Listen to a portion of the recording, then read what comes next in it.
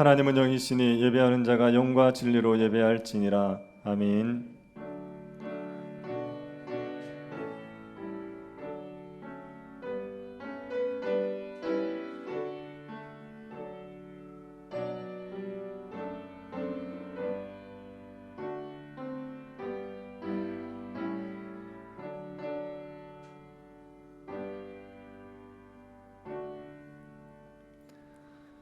긍휼이 많으시고 은혜로우셔서 노하기를 더디하시는 하나님께 감사를 드립니다. 허물 많은 저희들이지만 사랑으로 이끄셔서 복된 예배의 자리로 불러주심을 감사드립니다. 그리스도 안에서 우리의 모든 죄를 사하시고 우리에게 하늘의 신령한 복을 주신 하나님께 합당한 경배를 드리는 예배가 되게 하여 주옵소서. 주의 성령이 우리와 함께 하셔서 우리에게 허락하신 영생의 복을 마음껏 누릴 수 있도록 은혜 베풀어 주옵소서. 걸어가신 예수님 이름으로 기도드립니다. 아멘. 찬송가 121장 찬양하겠습니다.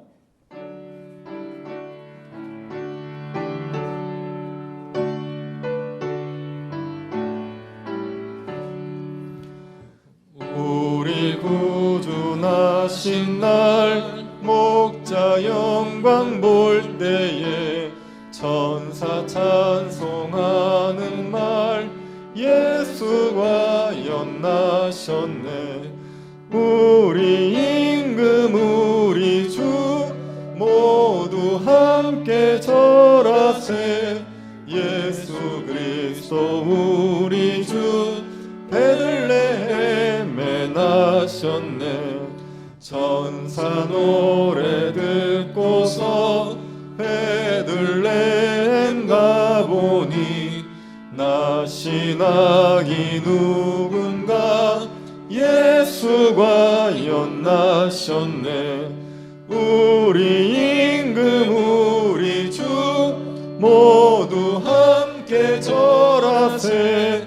예수 그리스도 우리 주 베들레헴에 나셨네. 목자처럼 우리도 나아가서 엎디세. 오늘 다윗 성에서 예수가 연나셨네. 우리 임금 우리 주 모두 함께 절하세.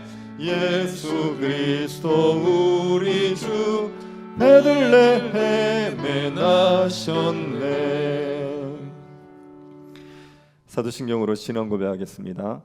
전능하사 천지를 만드신 하나님 아버지를 내가 믿사오며 우리 주 예수 그리스도를 믿사오니 이는 성령으로 잉태하사 동정녀 마리아에게 나시고 본디오 빌라도에게 고난을 받으사 십자가에 못 박혀 죽으시고 장사한 지 사흘 만에 죽은 자 가운데서 다시 살아나시며 하늘에 오르사 전능하신 하나님 우편에 앉아 계시다가 저리로서 산자와 죽은 자를 심판하러 오시리라. 성령을 믿사오며 거룩한 공예와 성도가 서로 교통하는 것과 죄를 사하여 주시는 것과 몸이 다시 사는 것과 영원히 사는 것을 믿사옵나이다. 아멘. 최태원 장로님 기도드리겠습니다.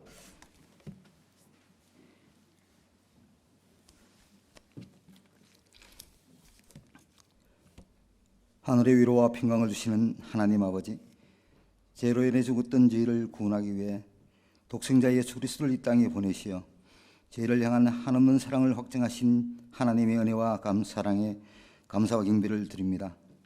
오늘도 주님의 크신 사랑에 힘입어 온 성도들이 함께 모여 예배드리게 하시니 감사드립니다. 이 시간 드리는 예배가 하나님이 기뻐하시는 예배가 되기를 소망합니다. 정결한 마음을 주옵시고 거룩함이 회복되는 성령 충만한 예배가 되게 하여 주옵소서. 예수님만 바라보며 십자가의 사랑을 더욱 사모하는 마음을 품게 하여 주옵시고 연약한 믿음이 더욱 강건케 되는 은혜의 예배가 되게 하여 주시길 간절히 원합니다. 자기 없는 저희들을 택하여 자녀 삼아 주신 하나님 아버지, 주님의 은혜가 없으면 살아갈 수 없는 저희들이지만 주님의 사랑을 잊어버리고 하나님보다 세상을 더 의지하며 하나님을 모르는 자처럼 살아왔음을 고백하고 회개하오니 용서하여 주시옵소서. 평안할 때 감사하는 마음보다 자신의 능력을 자랑했던 저희들의 교만한 마음을 용서해 주옵시고 세상의 고난과 근심 속에서 주님을 의지하기보다 세상 것을 의지했던 어리석은 마음을 용서하여 주옵소서. 저의 마음을 돌이키려는 주님의 말씀을 듣고도 깨달은 대로 살지 못하고 내 뜻대로 살아온 저들의 연약한 믿음을 용서해 주옵시고 긍휼을 베풀어 주옵소서. 제 마음이 하나님께 돌아갈 수 있도록 말씀과 기도로 깨어있게 하옵소서. 제 심령이 거룩하고 정결하게 회복되고 하나님만 바라보며 하나님께 돌아가도록 제 심령을 성령의 은혜로 회복시켜 주시옵소서. 자비로우신 하나님 아버지, 온 세계가 코로나 전염병으로 고통 중에 있습니다. 지금까지 겪어보지 못한 어려운 상황에서도 예배의 기쁨과 주님의 사랑을 경험하게 하심을 감사드립니다. 예배가 온전히 회복되며 일상이 회복되도록 코로나 전염병이 이 땅에서 속히 사라지게 은혜 내려 주시옵소서. 질병과 재해로 많은 사람이 고통받고 있는 이 시대를 불쌍히 여겨 주시옵소서. 세상에서 일어나는 시련이나 환난 앞에서 하나님의 뜻이 무엇인지 분별할 수 없는 영적인 눈을 떼어지는 은혜를 베풀어 주기를 원합니다. 교회와 그리스도인들이 하나님의 말씀 안에 더 굳게 서게 하여 주옵시고, 코로나 질병으로 교회가 하나님의 영광을 가리우는 일을 하지 않도록 교회가 세상에서 먼저 모범이 되게 하여 주옵소서. 소금과 빛의 역할을 감당하여 교회를 통하여 힘든 이웃들의 공고와 아픔이 위로받고 회복되는 역사가 넘치게 하여 주시옵소서. 나라가 힘든 이 시기에 하나님의 뜻이 우리나라를 통하여 이루어질 수 있도록 하나님을 경외하며 하나님을 두려워하며 하나님의 섭리에 따라 하나님의 공의와 정의를 행할 수 있는 정직한 지도자를 세워주시길 원합니다. 영광과 찬양 받으시기에 합당하신 하나님 아버지, 우리 교회가 하나님 앞에 온전한 공동체로 세워지게 축복하여 주시옵소서. 십자가의 사랑을 전하고 지역사회를 섬기며 복의 통로가 되는 교회가 되게 하여 주옵소서. 주님께 합당한 예배를 드리는 교회가 되게 하여 주옵소서. 예배를 통하여 감사가 회복되고 의와 평강과 희락이 충만해지며 말씀을 사모하고 말씀대로 행하는 삶을 통해 예수님을 닮아가는 성도들이 많아지는 교회가 되게 하여 주옵소서. 말씀을 사모하여 배우기를 힘쓰고 십자가의 사랑을 담대히 전하여 복음의 열매를 풍성히 거두는 교회가 되게 하여 주시옵소서. 나의 유익보다 교회의 질서와 덕을 위해 받은 은사대로 섬기고 헌신하며 하나님을 위해 힘쓰는 공동체가 되고 나눔과 섬김이 기쁨이 되는 교회가 되도록 주님 인도하여 주시옵소서. 지금까지 새 교회당 이전을 인도해 주신 주님의 은혜에 감사드립니다. 새 교회당 건축도 주님의 능력과 은혜 안에서 이루어지길 원합니다. 하나님의 사명을 감당할 수 있는 교회당이 건축되도록 건축위원들과 설계자에게 지혜와 성령 충만함을 다하여 주옵소서. 주민과의 갈등이나 앞으로의 모든 건축 과정을 주님 뜻 안에서 이루어지도록 간섭하여 주옵소서. 은혜 주님, 경제적 어려움이나 마음의 상처로 낙심하여 염려와 검연 속에 있는 성도들과 질병으로 인하여 주님의 위로와 치유의 손길을 바라는 성도들을 기억하여 주옵소서. 질병으로 고통받는 성도를 치유하여 주옵시고, 경제적이나 가정의 문제로 근심하는 성도들에게 어려움을 극복하는 지혜와 능력을 주옵시고, 희망과 기쁨으로 회복되는 축복을 베풀어 주옵소서. 욕심과 탐심으로 자족하지 못한 저희들의 병든 영혼을 치유하여 주시사 십자가의 사랑을 깨닫게 하시고 주님 한 분만으로 만족하며 살아갈 수 있도록 정결함과 거룩함을 회복시켜 주옵소서. 실망하며 방황하여 주님을 떠났던 성도들의 마음이 다시 아버지의 품으로 돌아오도록 은혜를 베풀어 주시길 간절히 원합니다. 연로하신 어르신들의 건강을 지켜주시고 속사람을 날로 강건케 해주시길 간절히 원합니다. 육신이 연약해져 힘들 때도 주님의 사랑으로 힘을 얻게 하시고 천국의 소망을 가지고 주님과 동행하며 즐거운 삶을 살아가도록 주님 축복하여 주시옵소서. 이 한 해의 마지막 달인 12월에 구원의 빛으로 이 땅에 오신 예수님의 성탄을 기뻐하며 예수님의 사랑 안에서 의와 희락과 평강을 누리는 성도들이 되게 하옵시고, 생명수강가의 나무처럼 날마다 풍성한 성령의 열매를 맺는 삶을 살아가도록 주님 은혜 내려 주시옵소서. 지금도 코로나의 엄중한 상황 속에서 복음을 전하는 선교사님을 보호해 주시고 그들의 수고한 신을 주님의 위로와 사랑으로 채워 주옵소서. 사역지와 가정과 건강을 지켜주시길 간절히 원합니다.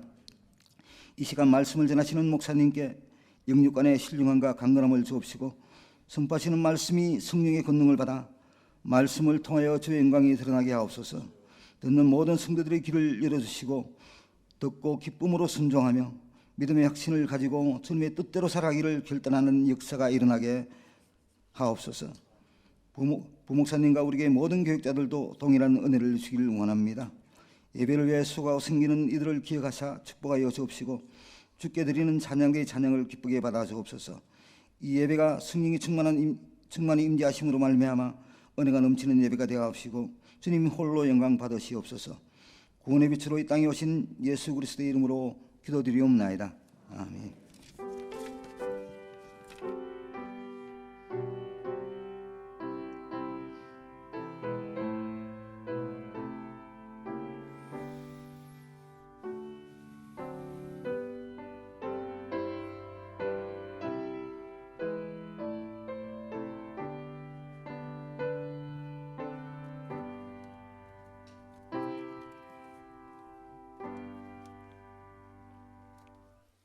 말씀을 보겠습니다. 창세기 28장 10절부터 22절입니다. 창세기 28장 10절부터 22절 말씀입니다. 찾으셔서 한 절씩 교도하겠습니다.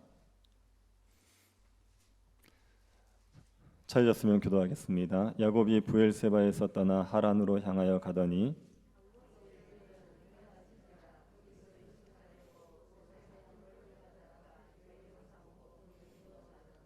꿈에 본즉 사닥다리가 땅 위에 서 있는데 그 꼭대기가 하늘에 닿았고 또 본즉 하나님의 사자들이 그 위에 오르락 내리락 하고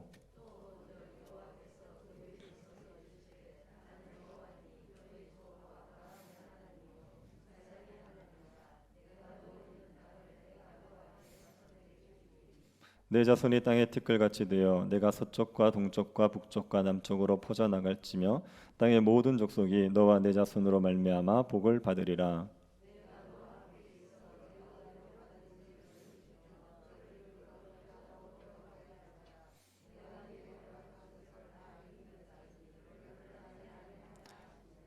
야곱이 잠이 깨어 이르되 여호와께서 과연 여기 계시거늘 내가 알지 못하였도다.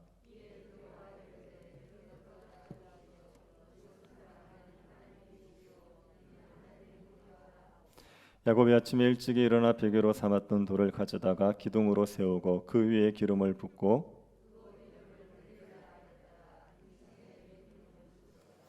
야곱이 서원하여 이르되 하나님이 나와 함께 계셔서 내가 가는 이 길에서 나를 지키시고 먹을 떡과 입을 옷을 주시어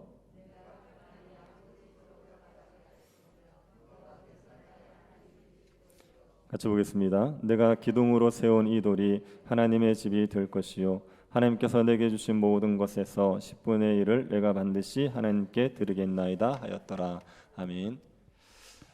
어떤 영화에서 남녀 주인공이 야구장에서 키스신을 하는 장면이 있었습니다. 3만여 명의 관중들이 지켜보는 가운데 키스를 하는 장면이었습니다. 이 장면은 실제 야구장에서 촬영이 되었습니다.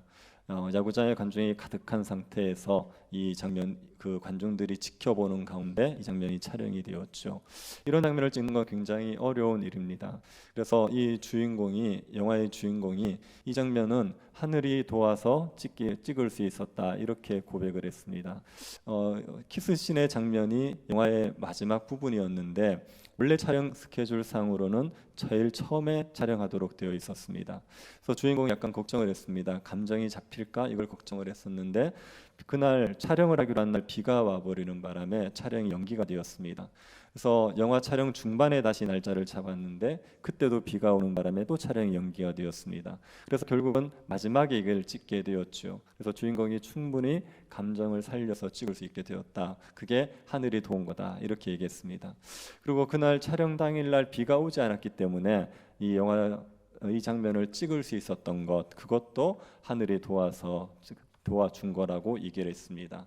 또 두 주인공이 키스를 하는 그 장면 때 관중들이 자발적으로 박수를 치고 환호를 하면서 막 호응을 해줬습니다. 그래서 장면이 너무 잘 나왔죠. 그것도 이 하늘이 도와서 이런 장면을 찍을 수 있게 된 거다 이렇게 이야기를 했습니다.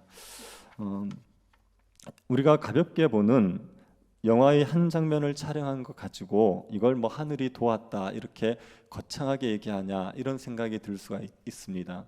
그런데 실제로 뭐 영화 촬영을 하는 사람들의 상황을 보면은 하늘이 돕지 않으면 영화를 찍는 거는 불가능한 일입니다. 맑은 날씨를 찍어야 되는데 비가 오면 어떻게 합니까? 뭐 다 준비해놨는데 뭐 배우가 아프면 어떻게 합니까? 조용하게 촬영이 진행돼야 되는데 소음이 일어나면 어떡합니까? 이런 것들을 다 컨트롤하는 게 우리의 영역 밖입니다. 그러니 하늘의 도움이 있어야 된다, 이렇게 고백하게 되지요.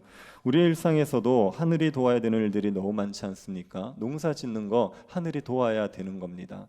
아이들이 뭐 좋은 성적을 내는 것도 하늘이 도와야 되지요. 뭐 취직을 하고 결혼을 하고 이런 모든 일들이 다 하늘이 도와야 되는 일입니다. 제가 백두산의 천지를 보기 위해서 2번을 간 적이 있습니다. 근데 첫 번째 갔을 때는 못 봤어요. 그때 날씨가 흐려서 천지를 못 봤습니다. 그리고 2번째 갔을 때는 천지를 봤습니다. 가이드하는 사람이 그런 얘기를 했습니다. 천지를 보려면 반드시 하늘의 도움이 있어야 된다. 그렇지 않으면 볼 수 없다, 이렇게 얘기했습니다. 우리 일상에서 하늘을 도와야 되는 일들이 너무 많죠. 사람들은 자기의 힘으로 사는 것 같아 보이지만 실제로는 하나님이 주시는 복으로 사는 겁니다. 하나님이 복을 주셔야지 우리가 살아갈 수 있는 거지요. 아멘이지요. 하나님의 은혜로만 사는 겁니다. 그런데 어떻게 우리가 하나님이 주시는 복을 누릴 수 있겠습니까? 하나님이 주시는 복을 누리기 위해서 우리에게 필요한 게 있습니다. 그거는 하늘과 땅을 연결해 주는 통로가 필요합니다. 야곱이 보았던 그 사닥다리, 그게 우리에게 필요하죠. 야곱을 아시지요? 야곱은 아브라함의 손자지요. 그리고 이삭의 아들입니다. 이삭이 아들 쌍둥이를 낳습니다. 첫째가 에서고 둘째가 야곱이었습니다. 그런데 이 야곱은 어머니의 태중에 있을 때 하나님의 선택을 받아요. 어머니가 야곱이 뱃속에 있을 때 하나님께서 아브라함의 복을 받을 자로 하나님께서 선택을 해 주십니다. 창세기 25장 23절 한번 보시겠습니까? 여호와께서 그에게 이르시되 두 국민이 내 태중에 있구나. 두 민족이 내 북중에서부터 나누이리라. 이 족속이 저 족속보다 강하겠고 큰 자가 어린 자를 섬기리라 하셨더라. 하나님께서 이 말씀을 언제 하시냐면 리브가가, 야곱의 어머니 리브가가 임신을 했는데 뱃속에서 아이들이 하도 요동을 쳐서 아파서 견딜 수가 없는 겁니다. 그래서 하나님 앞에 기도를 하거든요. 기도를 할 때 하나님께서 이 말씀을 주십니다. 네 뱃속에 애가 둘이 있다는 겁니다. 요즘은 초음파로 확인하지만 옛날에는 모르잖아요. 그런데 하나님이 네 뱃속에 애가 둘이 있다는 겁니다. 그런데 그 2명의 아이가 각각 민족을 이룰 거래요. 한 나라를 이룰 거래요. 그래서 네 뱃속에 두 국민이 있다. 그런데 이들이 서로 싸우는 관계가 되는데 큰 자가 어린 자를 섬길 거래요. 첫째가 둘째를 섬길 거라는 겁니다. 이 둘째가 야곱이거든요. 하나님께서 이 야곱을 뱃속에 있을 때 이미 하나님께서 택하셨어요. 아브라함의 복을 이어받을 자로 택하셨습니다. 하나님께서 이 야곱에게 직접 복을 약속해 주시는 장면이 오늘 우리가 읽은 본문의 장면입니다. 28장 13절 한번 보시겠습니까? 또 본즉 여호와께서 그 위에 서서 이르시되 나는 여호와니 너의 조부 아브라함의 하나님이요 이삭의 하나님이라. 내가 누워 있는 땅을 내가 너와 내 자손에게 주리라.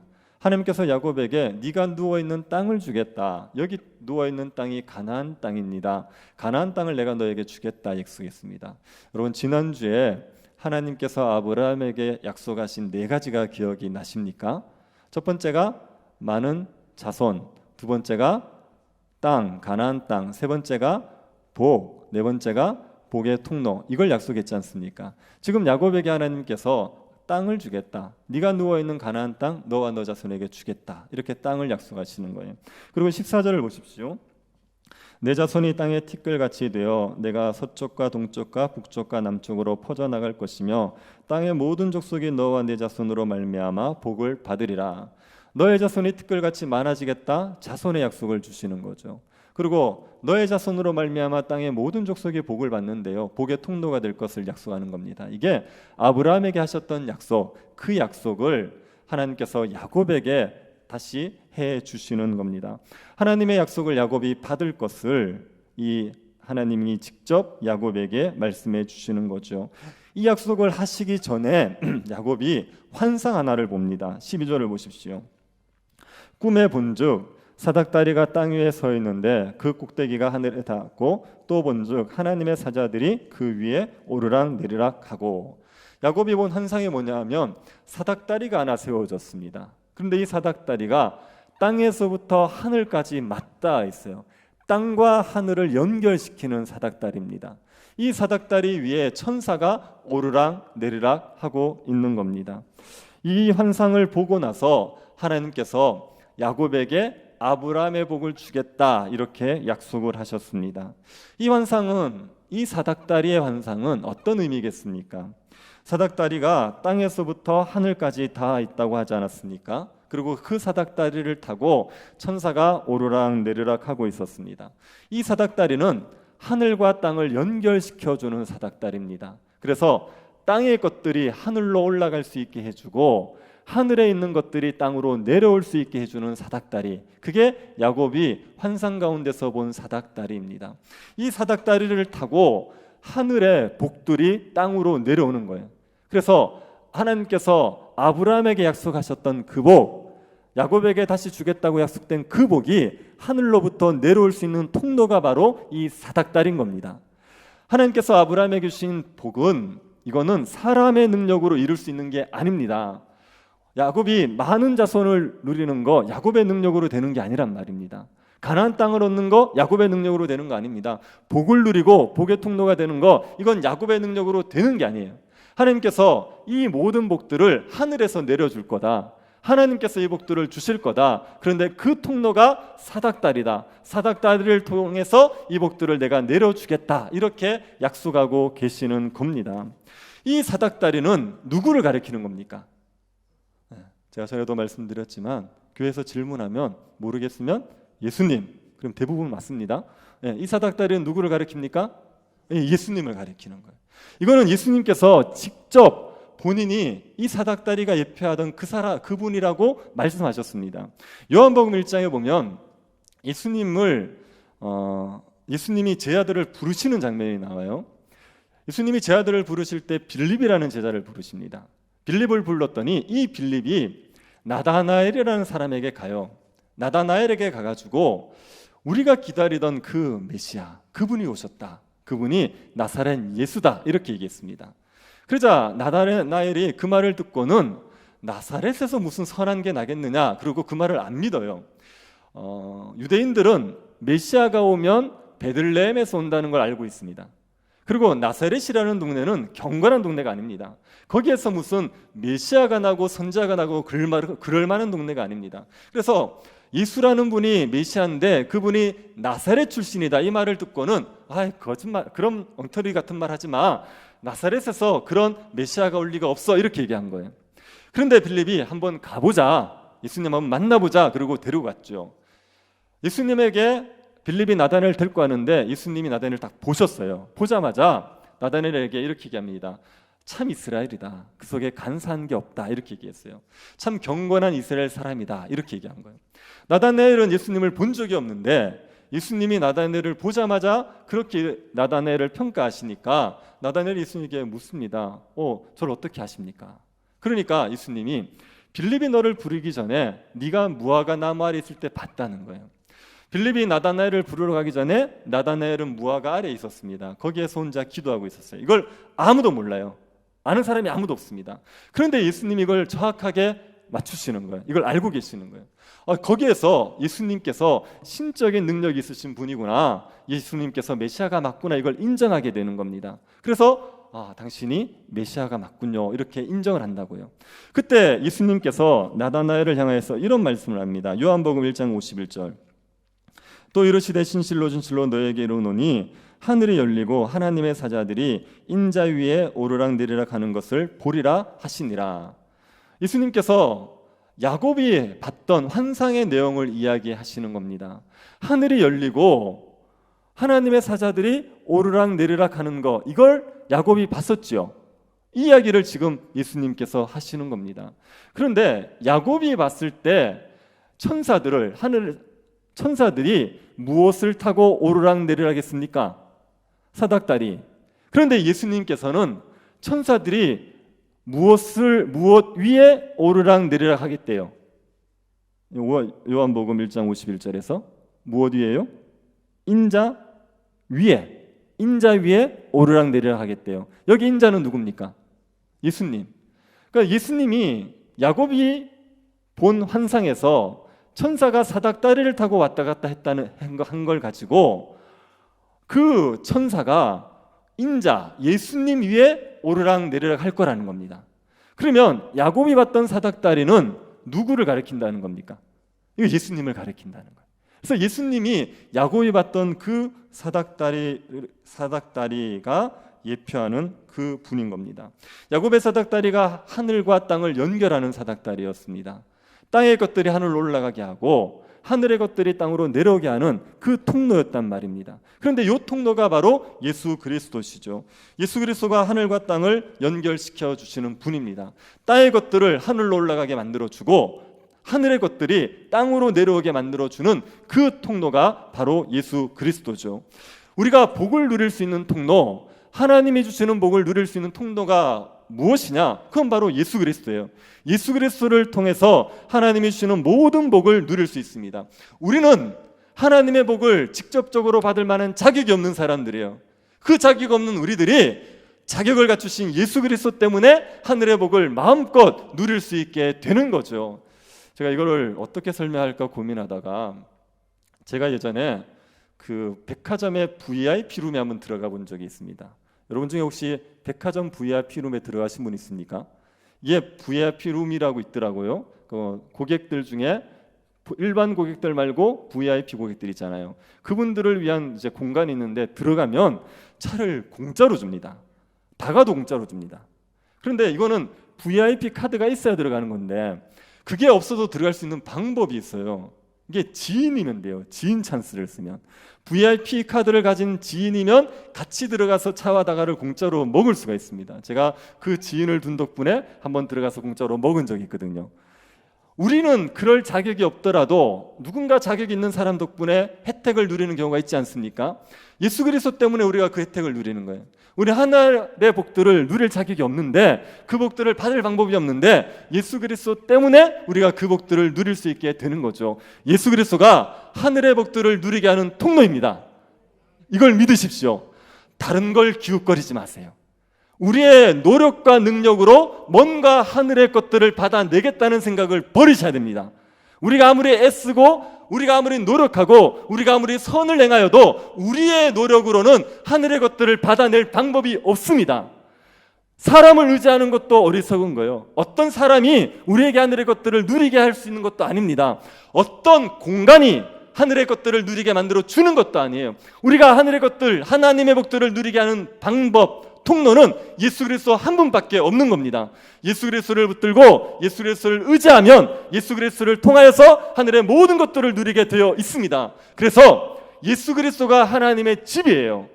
예수 그리스도가 하늘의 문입니다. 야곱이 베델에서 돌베개를 베고 누워 자다가 이 환상을 본 거 아닙니까? 그러고 나서 그 장소의 이름을 베델 이렇게 지었습니다. 원래 그 장소의 이름은 루스라는 곳이에요. 그런데 그것을 이름을 바꿔서 베델 이렇게 지었습니다.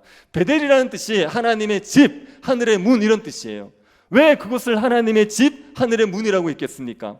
거기에서 하나님을 만났거든요. 거기에 가면 하나님의 임재를 누릴 수 있거든요. 그래서 하나님의 집, 하늘의 문 이렇게 얘기하는 겁니다. 그 베델, 하나님의 집, 하늘의 문이 오늘날은 예수 그리스도인 거예요. 예수 그리스도가 하나님의 집이고 예수 그리스도가 하늘의 문입니다. 우리는 예수 그리스도를 통하여서 하나님을 만납니다. 예수 그리스도를 통하여서 하나님과 함께 할 수가 있습니다. 하늘의 복들을 누릴 수 있는 통로, 하나님 나라에 들어갈 수 있는 문이 뭐냐? 예수 그리스도입니다. 이게 예수 그리스도께서 하늘과 땅을 연결하시는 통로라는 것을 이 베델의 야곱이 왔던 사닥다리를 통해서 우리에게 알려주시는 거죠. 그래서 우리가 예수 그리스도를 통하여서 하나님의 모든 복을 누릴 수 있습니다. 그러면 우리가 그리스도를 통해서 누려야 되는 복은 무엇이겠습니까? 어떤 복을 누려야겠습니까? 건강의 복을 누릴까요? 장수의 복을 누릴까요? 세상에서 성공하는 복을 누릴까요? 우리가 어떤 복을 누려야겠습니까? 우리가 예수 그리스도를 통하여서 누려야 되는 복의 핵심은 영생의 복이에요. 이 영생의 복을 주기 위해서 예수 그리스도가 하늘과 땅을 연결하는 사닥다리가 되어 주신 겁니다. 이걸 예수님이 요한복음 3장에서 니고데모와의 대화에서 설명해 주세요. 요한복음 3장 1절 한번 보십시오. 그런데 바리새인 중에 니고데모라는 사람이 있으니 유대인의 지도자라. 니고데모라는 사람이 있습니다. 유대인의 지도자죠. 산헤드린 공회라는 유대인들의 최고 의결 기관이 있습니다. 거기에 회원이었습니다. 이 니고데모가 예수님을 찾아온다고요. 예수님에게 뭔가 궁금한 게 있어서 찾아온 겁니다. 예수님이 하나님이 보내신 선생이라는 것을 알고 싶은 게 있어서 찾아왔죠. 예수님께서 이 니고데모를 보자 딴 얘기를 묻지도 않았는데 무슨 얘기를 하냐면 사람이 거듭나야지 영생을 얻는다, 이 얘기를 하는 거예요. 거듭나야지 영생을 얻는다는 것을 얘기하면서 거듭남에 대해서 설명을 합니다. 근데 니고데모가 거듭남이 뭔지를 몰라요. 이걸 이해를 못하는 겁니다. 뭐 사람이 뱃속에 다시 들어갔다 또 나와야 됩니까? 이렇게 얘기하는 겁니다. 그때 예수님께서 이런 얘기를 하십니다. 3장 12절입니다. 내가 땅의 일을 말하여도 너희가 믿지 아니하거든 하물며 하늘의 일을 말하면 어떻게 믿겠느냐. 예수님이 내가 지금 땅의 일을 말하는데도 믿지 않는데 하늘의 일을 말하면 어떻게 믿겠느냐, 이렇게 얘기했습니다. 여기서 말하는 땅의 일은 뭡니까? 이거는 거듭남을 얘기하는 겁니다. 사람이 성령으로 거듭나는 것은 땅의 일입니다. 땅의 일이라는 의미는 땅에서 사람들이 눈으로 볼 수 있다는 얘기예요. 사람이 어떻게 거듭나는지는 몰라요. 그런데 사람이 거듭나면 저 사람 거듭났다는 건 우리가 알 수가 있죠. 예배를 안 드리던 사람이 예배를 드린단 말이에요. 자기의 욕심을 위해서 살던 사람이 하나님을 위해서 산단 말입니다. 이게 거듭난 증거 아닙니까? 그래서 거듭남이라는 현상은 땅에서 우리가 눈으로 볼 수 있는 현상입니다. 그래서 이게 땅의 일이란 말이에요. 그래서 땅의 일을 설명해 줬는데 네가 못 믿어. 그러면 하늘의 일은 어떻게 믿겠느냐, 이렇게 얘기합니다. 그 하늘의 일이라는 건 뭡니까? 요한복음 3장 13절 14절입니다. 하늘에서 내려온 자 곧 인자 외에는 하늘에 올라간 자가 없느니라. 모세가 광야에서 뱀을 든 것 같이 인자도 들려야 하리니. 예수님이 하늘에서 내려오신 분이십니다. 그리고 하늘로 올라가시는 분이죠. 그래서 예수님은 하늘에서 내려오신 분이기 때문에 하늘의 일을 잘 하세요. 예수님만이 하늘의 일을 아시는 분입니다. 그 예수님이 말씀하시는 하늘의 일이 뭐냐? 모세가 광야에서 뱀을 든 것처럼 인자도 들려야 된다. 이게 하늘의 일입니다. 모세가 광야에서 뱀을 들었던 사건을 아시죠? 이스라엘 백성들이 광야를 여행할 때 에돔을 통과하고 싶었습니다. 에돔 지역을. 그런데 에돔 사람들이 허락을 안 하는 거예요. 그래서 돌아갔습니다. 그러니까 질러갈 걸 돌아가니까 얼마나 화가 납니까? 그것 때문에 불평을 한다고요. 그랬더니 하나님께서 불뱀을 보내어가지고 이스라엘 사람들을 물게 하시죠. 사람들이 불뱀 물려 죽어갈 때 그때 회개하거든요. 하나님께서 모세에게 놋뱀을 달아라. 그러면 그걸 쳐다보면 다 살겠다. 그래서 모세가 놋뱀을 들어 올렸습니다. 그리고 그걸 쳐다보는 사람은 다 살았지요. 모세가 놋뱀을 든 것처럼 인자도 들려야 된대요. 여기서 말하면 인자가 들려야 된다는 건 어떤 사건을 얘기하겠습니까? 이건 십자가 사건을 얘기하는 거예요. 십자가에 매달리는 게 예수님이 들리는 사건입니다. 그리고 십자가에 매달리는 것과 함께 승천하시는 것, 하늘로 올라가시는 걸 가리켜서 예수님이 들리는 사건으로 설명해요. 예수님께서 십자가에 달리시고 하늘에 올라가는 그 일, 그게 하늘의 일입니다.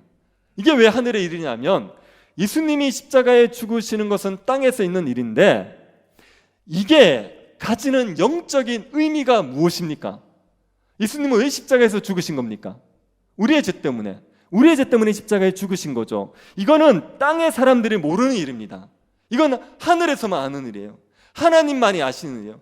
예수님이 십자가에 죽은 거 사람들이 보기에는 죄인으로 죽은 것 같아요. 힘없어 죽은 것 같아요. 그런데 그 영적인 의미가 뭐냐면 그것은 하나님께서 우리의 죄를 용서하시기 위해서 아들을 제물로 삼으신 거죠.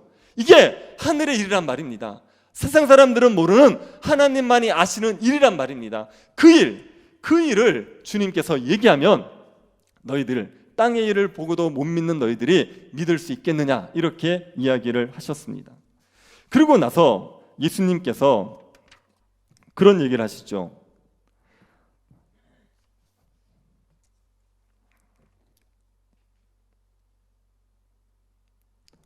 그리고 나서 예수님께서 이 사건을 가지고 예수님께서 이 땅에 무엇을 주러 오셨는지를 설명하는 겁니다. 예수님께서 하늘에서 내려오셔서 또 하늘로 올라가시는 하늘과 땅을 연결하는 통로가 되신 그 목적이 무엇입니까? 뭘 주고 싶은 거예요? 영생을 주고 싶은 거예요. 영생을 주시기 위해서 하늘에서 내려오셔서 또 하늘로 올라가신 겁니다. 하늘과 땅을 연결하는 통로가 되셔서 이 영생의 복을 주기 위해서 이 땅에 오신 거죠. 그러니 예수 그리스도로 말미암아 우리가 누려야 되는 복의 핵심은 영생의 복입니다. 영생의 복을 주시기 위해서 오셨기 때문에 우리가 예수 그리스도를 통해서 이 영생의 복을 받아 누려야 되는 거죠. 건강의 복이라는 것도요, 하나님께서 주시는 겁니다. 그리고 장수의 복도 하나님이 주시는 겁니다. 사람이 세상에서 성공하는 거요, 이것도 하나님께서 주시는 복입니다. 세상에서 성공하고 부하고 오래 사는 거 모두 다 하나님께서 주셔야지만 가능한 겁니다. 그런데 이런 복은 예수 믿지 않는 사람들도 누릴 수 있는 복이에요. 예수 믿지 않아도 하나님께서 이런 복을 주시는 불신자들에게도 얼마든지 주시게 되어 있습니다. 하지만 영생의 복이라는 것은 예수 그리스도를 믿는 사람들만 누릴 수가 있어요. 예수 믿는 사람들만이 누릴 수 있는 복이 뭐냐? 이게 영생의 복입니다. 여러분, 영생의 복을 받으셨습니까? 영생의 복이 뭡니까? 영생의 복이 뭐냐고 물으면 여러분, 영생의 복을 뭐라고 얘기하시겠습니까? 영생의 복을 단지 오래 사는 거 이걸로 설명하면요, 이거는 영생의 복을 제대로 설명하는 게 아닙니다. 영원히 죽지 않고 사는 것은 신자만 가능합니까? 불신자도 가능합니까? 아니요, 불신자도 가능해요. 불신자도 영원히 죽지 않고 삽니다. 어디서 삽니까? 불못에서. 신자는 천국 새하늘과 새 땅에서 영원히 죽지 않고 살지만 불신자는 불못에서 영원히 죽지 않고 삽니다. 그래서 영생을 단지 죽지 않고 사는 걸로 설명하면 신자든 불신자든 다 영생을 하는 거예요. 그런데 영생의 복이라는 건 그런 거 아닙니다. 영생의 복을 예수님께서 정의하실 때 이렇게 정의하셨습니다. 요한복음 17장 3절입니다. 영생은 곧 유일하신 참 하나님과 그가 보내신 자 예수 그리스도를 아는 것이니라. 영생이 뭐냐? 하나님과 예수 그리스도를 아는 게 영생이라고 예수님이 정의를 하셨죠. 하나님과 예수 그리스도에 대한 올바른 지식, 이걸 가지는 겁니다. 여기서 안다는 게 머리로 안다는 게 아니라 경험하여 안다는 의미예요. 내가 하나님과 예수 그리스도와 교제하여 보고 그분에 대해서 올바른 지식을 가지는 걸, 이걸 가리켜서 영생 이렇게 얘기했습니다. 하나님에 대한 지식, 올바른 지식을 가진 사람은 영생의 복을 받은 거예요. 그런데 영생의 복이 이것만 설명하지 않고 다른 부분들을 보면 영생의 복에 대해서 또 다르게 얘기합니다. 영생의 복을 하나님이 주시는 즐거움과 기쁨을 충만하게 누리는 것으로 설명하기도 해요. 영생의 복을 하나님 앞에서 의로워지는 것, 완전히 의로워지는 상태를 설명하기도 합니다. 영생의 복을 하나님께서 주시는 새하늘과 새 땅에서 영원히 하나님과 함께 사는 것으로 설명하기도 합니다. 그래서 영생의 복에 대해서 성경의 여러 가지들을 가지고 영생의 복을 정의해 보면 하이델베르크의 요리문답의 정의를 우리가 이해할 수가 있게 됩니다. 하이델베르크 요리문답에 보면 영생을 이렇게 정의했습니다. 같이 한번 읽어보실래요? 같이 읽겠습니다. 영생이란 하나님 안에서의 영원한 즐거움과 기쁨, 하늘의 영광, 그리고 완전한 복락의 상태에 필요한 모든 선한 것들의 완전한 결실과 더불어 하나님의 형상이 완전히 회복되는 것이다. 예, 우리의 믿음의 선조들이 영생을 이렇게 정의를 했어요. 말을 읽어봐도 내용이 좀 어렵긴 해요. 그런데 이 영생이라는 건 이 땅의 생명이 아니라 저 세상의 생명입니다. 예수 그리스도가 오셔서 이루실 새하늘과 새 땅, 그 나라의 생명이 영생입니다. 그 영생이 우리에게 주어지는 거예요. 그러면 하나님과 교제할 수 있게 됩니다. 하나님과 교제하면서 하나님이 주시는 즐거움, 주님과 교제하는 즐거움과 기쁨을 누리게 되는 거죠. 하늘의 영광을 누리게 됩니다. 우리가 하나님이 주시는 그 영광스러움, 하나님의 새로운 피조물로서의 영광, 그리고 부활의 영광, 새하늘과 새 땅에서 살아가는 영광을, 하늘의 영광을 누리게 되는 거죠. 그리고 우리가 하나님의 형상으로 회복이 되는 겁니다. 죄에 빠져 살던 사람들이 거룩한 삶을 살아낼 수가 있게 되는 거예요. 예수 그리스도를 닮은 모습으로 변화되는 영광스러운 모습으로 바뀌어지게 되는 겁니다. 이런 것들을 다 합쳐서 영생의 복, 이렇게 얘기하는 거예요. 제가 이걸 더 쉽게 설명해 드릴까요? 여러분, 이렇게 예배를 드리면서 하나님과 교제하는 게 즐거우시죠? 하나님에 대한 지식을 알아가면, 하나님을 알아가면 기쁨이 있으시죠? 그게 영생의 복입니다. 여러분이 죄를 이기고 거룩한 삶들을 살아갈 수 있게 되지 않습니까? 죄를 이기고 거룩한 삶을 살아갈 수 있다는 게 영생의 복을 누리고 계시다는 증거입니다. 하나님의 형상으로서 하나님을 사랑하고 이웃을 사랑하는 삶을 여러분이 살아갈 수 있다면 여러분이 영생의 복을 받으신 거라고요. 여러분이 먹고 살기 위해서 일하지 아니하고 땅에서 먹고 사는 것을 위해서 살아가지 아니하고 하나님 나라를 위해서 살아가고 있다. 그의 나라와 그의 의를 구하고 있다. 그러면 여러분이 영생의 복을 지금 누리고 계시는 겁니다. 우리가 죽으면 우리의 영혼이 낙원에 들어가서 하나님이 주시는 온전한 영광을 누리겠죠. 그 소망이 우리에게 있지 않습니까? 죽으면 천국 간다는 소망이 있지 않습니까? 이게 영생의 복을 누리고 있다는 얘기입니다. 우리에게 부활이 약속되어 있기 때문에 그 부활의 영광을 바라보고 부활의 영광을 소망하면서 새하늘과 새 땅에서 살아갈 것을 즐거워하고 있다면 우리가 영생의 복을 누리고 있다는 얘기입니다.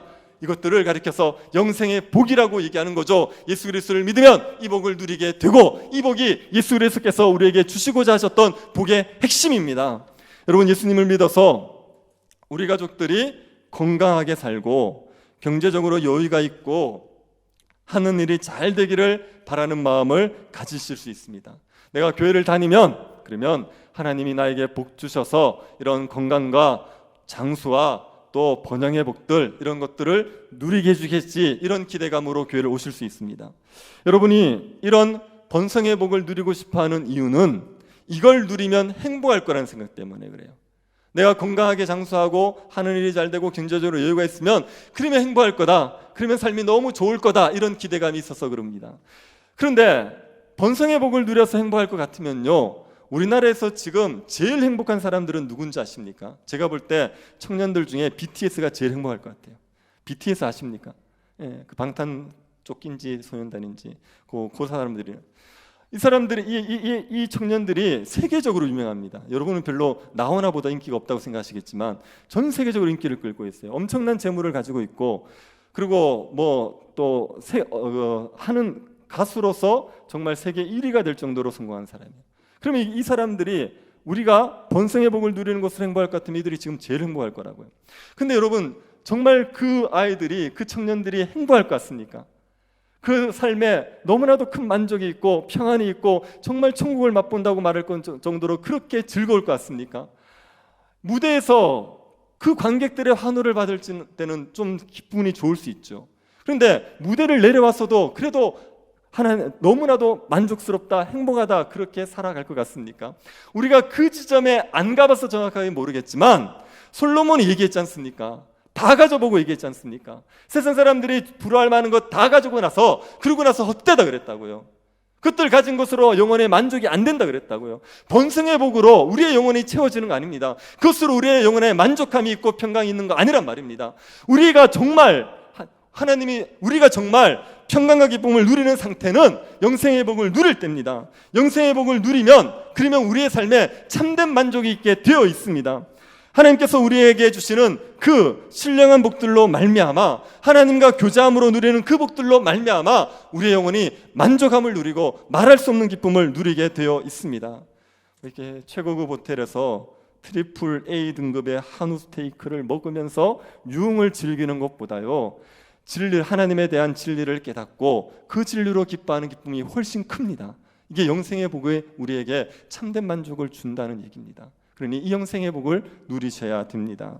여러분, 이 영생의 복을 누리고 계십니까? 이 영생의 복을 누리기 위해서 우리가 해야 될 일이 예수님을 믿는 거죠. 예수를 믿기만 하면 영생의 복을 누립니다. 예수님이 우리를 위해서 이 땅에 오셨죠. 하나님이신 그분이 하늘의 영광을 버리고 우리의 죄 때문에 이 땅에 오셔서 십자가에서 죽으시고 부활하셔서 하늘로 승천하셨습니다. 이 사실을 믿음으로 받아들이면 그러면 이게 우리가 영생의 복을 누릴 수 있는 방법입니다. 예수를 믿기만 하면 영생의 복을 누리죠. 그런데 여러분, 예수 믿는 게 이게 진짜 어려운 겁니다. 서울대 들어가는 것보다 예수 믿는 게 어렵습니다. 대기업 CEO 되는 것보다 예수 믿는 게 어렵습니다. 대통령 되는 것보다도 예수 믿는 게 어려워요. 왜 그러냐면 우리의 노력으로 예수가 믿어지는 게 아니거든요. 내가 아무리 애쓰고 내가 아무리 힘쓴다고 해서 예수가 믿어지는 게 아니란 말입니다. 예수님이 믿어지는 건 하나님의 선물이에요. 하늘이 열려야 돼요. 하나님께서 우리에게 은혜를 베풀어 주셔야지만 믿음을 가질 수가 있습니다. 그러니 이게 우리의 노력과 능력으로 되는 문제가 아니기 때문에 예수 믿는 건 결코 쉬운 문제가 아닙니다. 하나님의 특별한 은혜가 있어야지 우리에게 믿음이 생기게 되어 있습니다. 여러분이 예수를 믿는 게 잘 되지 않으시면, 예수가 잘 안 믿어지면, 그러면 내가 안 믿어진다고 손 놓고 있을 문제가 아니라 그 믿음을 달라고 하나님 앞에 매달리셔야 됩니다. 하나님 앞에 믿음을 구하셔야 돼요. 하나님 앞에 은혜를 구하셔야 됩니다. 야곱이 하나님을 붙들고 늘어졌던 장면을 혹시 아십니까? 야곱이 베델에서 하나님 만났죠. 그러고 나서 나중에 야복강에서 하나님을 또 만나게 됩니다. 그때 야복강에서 하나님 만나기 전에 야곱에게 어떤 일이 있습니까? 야곱이 베델에서 하나님 만나고 나서 외삼촌 집으로 가거든요.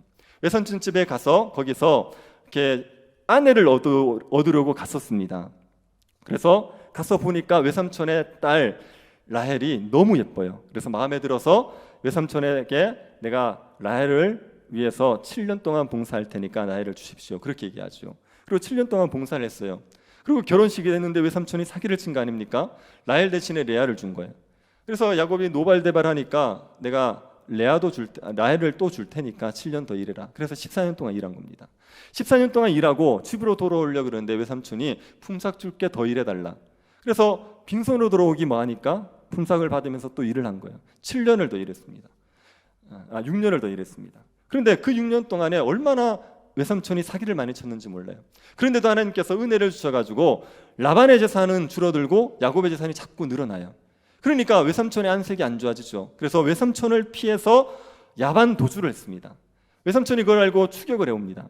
그런데 하나님께서 이 외삼촌을 막으셔서 야곱을 해하지 못하게 했습니다. 그래서 외삼촌이 야곱을 해하지 못하고 둘이 그냥 화평의 죄악을 맺고 무사히 외삼촌 집으로 돌아올 수 있게 되었어요. 근데 야곱에게 제일 큰 걱정이 있습니다. 형 에서가 야곱을 죽이려고 벼르고 있거든요. 야곱이 온다는 소식을 알렸더니 에서가 400명을 끌고 옵니다. 400명의 칼자비를 끌고 죽이려고 오는 거예요. 그걸 알고 야곱이 자기의 떼를 두 떼로 나눈다고요. 한쪽을 에서가 치면 한쪽이라도 살리자 나눕니다. 그러고 나서 하나님 앞에 기도를 해요. 하나님께서 저보고 돌아가자라고 하지 않았습니까? 그리고 많은 자손을 주겠다고 약속하지 않았습니까? 저 지켜주십시오. 기도를 해요. 그러고 나서 에서에게 예물을 계속 보내요. 3번이나 걸쳤어. 에서의 마음을 풀려고. 그래도 이게 마음이 안정이 안 됩니다. 그래서 가족들 야복강에서 다 먼저 보내고 나서 홀로 야복강 나루터 강변에 있는 거예요. 그때 누군가가 온 거 아닙니까? 그래서 그 사람 붙들고 야곱이 밤새 씨름을 한다고요. 밤새 씨름을 하는데 승부가 안 납니다. 야곱이 끝까지 버텼어. 이 야곱과 싸우던 그 사람이 야곱의 한도뼈를 툭 쳐요. 그랬더니 위골이 돼버렸습니다. 그러고 나서 그 사람이 야곱에게 날이 새려고 하니까 나를 가게 하라. 그때 야곱이 그 사람을 딱 붙들고 놓아주잖아요. 나에게 복을 주십시오. 나에게 축복해 주십시오. 그러기 전엔 절대로 못 보냅니다. 야곱은 이 사람이 처음에 누군지 몰랐는데 나중에 하나님이라는 걸 알아요. 왜요? 환도뼈를 툭 쳤는데 위골이 된단 말이에요. 이거는 사람이 할 수 있는 거 아닙니다. 환도뼈는 그렇게 쉽게 위골이 안 돼요. 그런데 그거를 쉽게 위골시키는 걸 보고 이분이 하나님이라는 걸 알아요. 그래서 붙들고 뭐라 그러냐면 나에게 복을 주시기 전에는 절대로 보내줄 수 없습니다. 이렇게 얘기했습니다. 그 야곱과 씨름했던 그분이 예수 그리스도입니다. 구약에서 하나님이 사람의 모습으로 나타나지 않습니까? 그분이 예수 그리스도예요. 그래서 야곱에게 예수 그리스도가 오셨죠. 왜 오셨습니까? 복을 주기 위해서. 야곱에게 복 주기 위해서 예수 그리스도가 오셨단 말이에요. 야곱은 그 예수 그리스도를 붙들고 늘어지는 겁니다. 나에게 축복해 주시기 전에는, 나에게 복 주시기 전에는 절대 보내드릴 수 없습니다. 그렇게 붙들고 늘어주는 겁니다. 여러분, 우리가 예수 그리스도에게 이렇게 매달려야 됩니다. 예수 그리스도가 영생의 복을 주기 위해서 하늘에서 이 땅에서 오셨지 않습니까? 이 땅에 내려오셨단 말입니다. 그 예수 그리스도에게 매달려야 돼요. 예수 그리스도를 믿어서 영생의 복을 받아야죠. 예수 그리스도가 믿어지지 않으면, 그러면 믿음을 달라고 예수 그리스도에게 붙들고 매달려야 되는 겁니다. 안 믿어진다고 그냥 있을 문제가 아니라 제가 주님을 믿을 수 있게 해주십시오. 주님을 믿고 영생의 복을 누릴 수 있게 해주십시오. 그렇게 매달리고 간구해야 될 문제입니다. 예수 그리스도를 믿는 문제가 이게 우리의 능력으로 되는 문제가 아니기 때문에 그 은혜를 구하기 위해서 붙들고 누려지셔야 되는 거죠.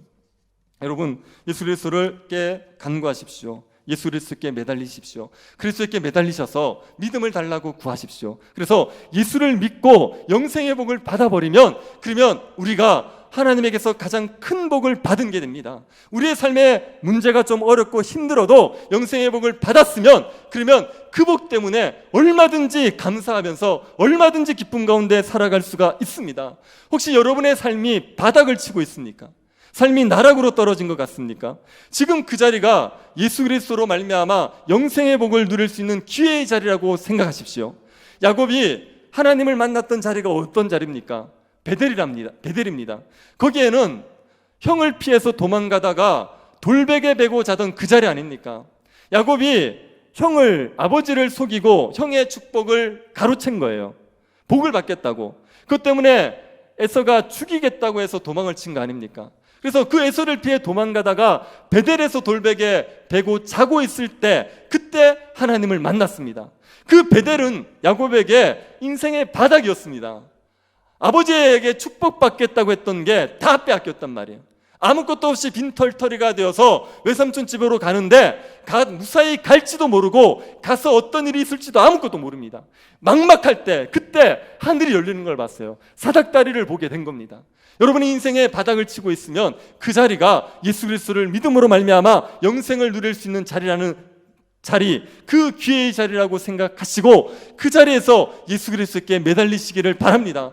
그리스도께 구하십시오. 믿음을 달라고 구하셔서 영생의 복을 누리시기를 바랍니다. 그러면 우리의 삶의 자리가 아무리 힘들고 어려워도 얼마든지 일어설 수 있어요. 이 영생의 복 때문에 하나님이 나와 함께하고 있다는 이 사실 때문에 우리가 얼마든지 고난을 견뎌낼 수 있고, 우리의 자리가 어떠하든지 간에 하나님이 주는 평강의 기쁨을 누리며 살아갈 수가 있습니다. 하나님이 나 같은 자에게 영생의 복을 주시겠느냐? 하나님이 나의 같은 자에게 복을 주시겠느냐? 그런 생각을 버리십시오. 하나님이 야곱 같은 자에게도 복을 주셨습니다.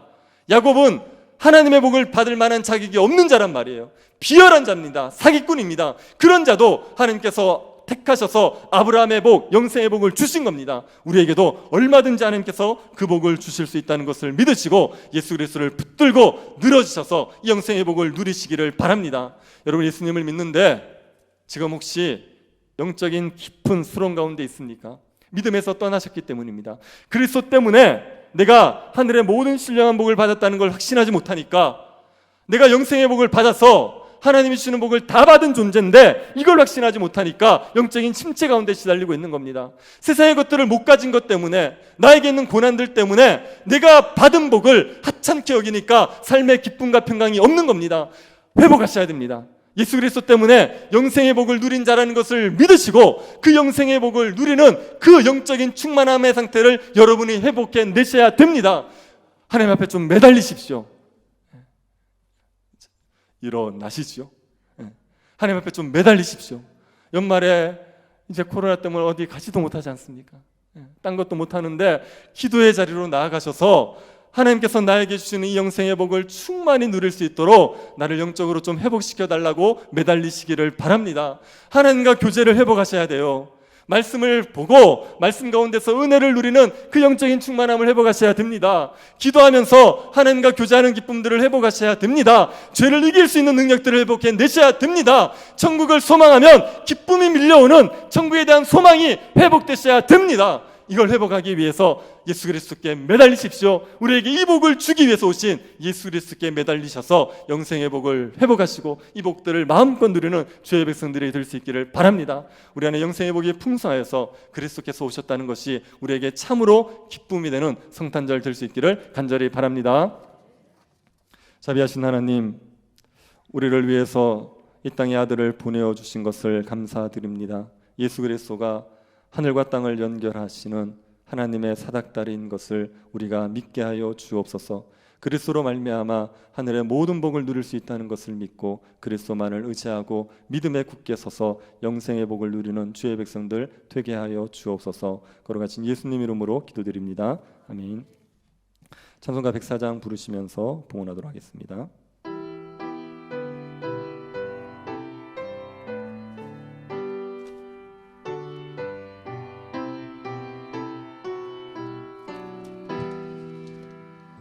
곧 오소서 임마누엘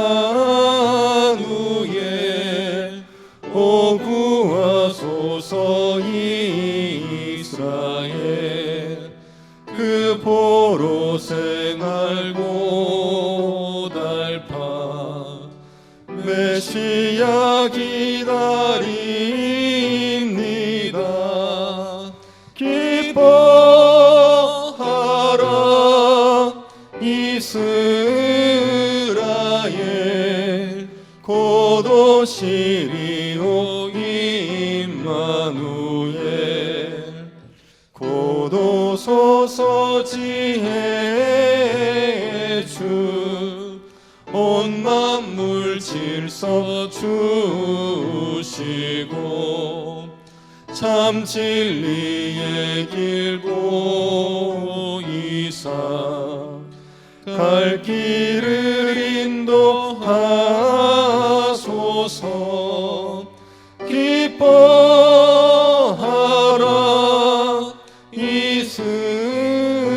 이스라엘 곧 오시리오 임마누엘 곧 오소서 소망의 주 만 백성 한 맘 이루어 시기와 분쟁 없애고 참 평화 채워 주소서. 기뻐하라 이스라엘 곧 오시리오 임마누엘. 아멘.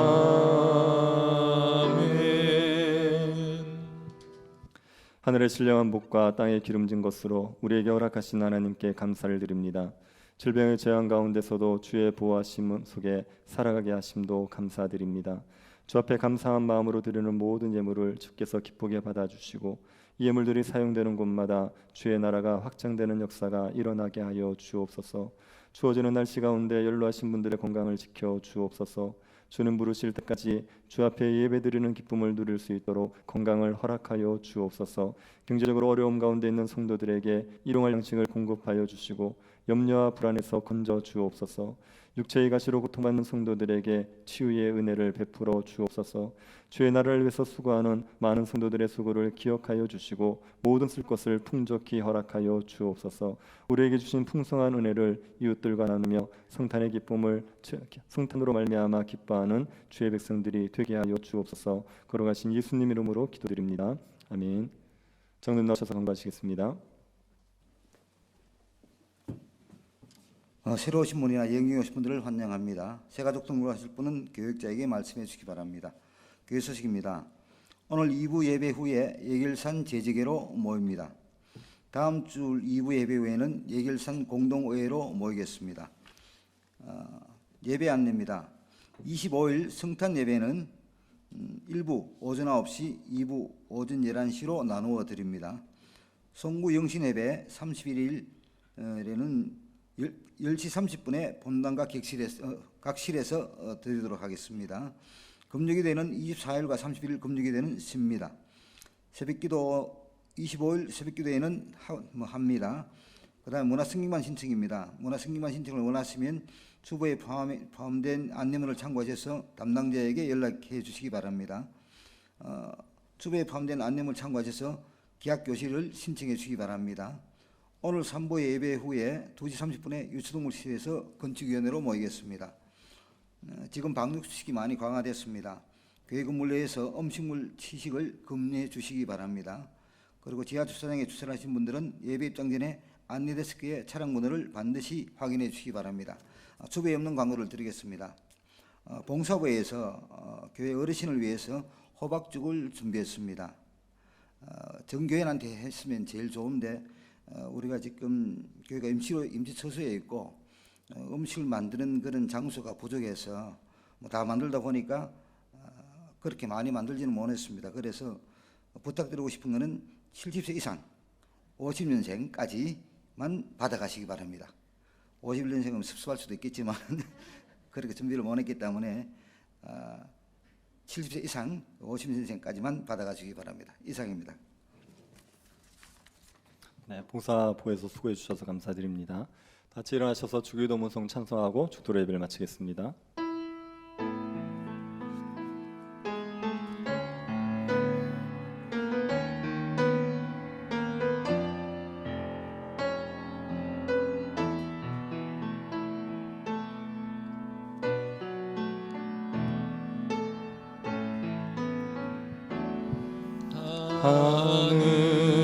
하늘에 계신 아버지 이름 거룩하사 주님 나라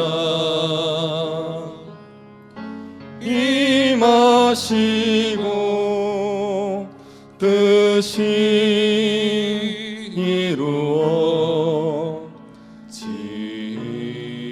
이루어지이다. 일용할 양식 주시고 우리들의 큰 죄 다 용서하옵시고 또 시험에 들게 마시고 악에서 구원하소서. 내게 주의 나라 주의 권세 주의 영광 영원히